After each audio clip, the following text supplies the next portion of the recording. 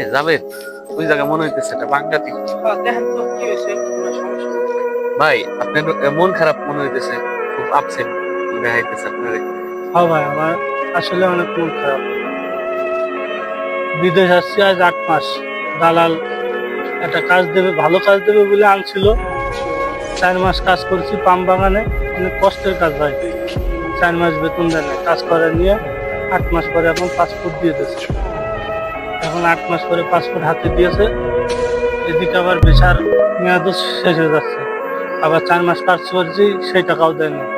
এখন এদিকে আবার ভিসা লাগাতে হবে, সেই টাকাও আমার কাছে নাই। বাড়িতে ঋণ করে নিয়ে আসি, সেই টাকাও পরিশোধ করতে পারি না।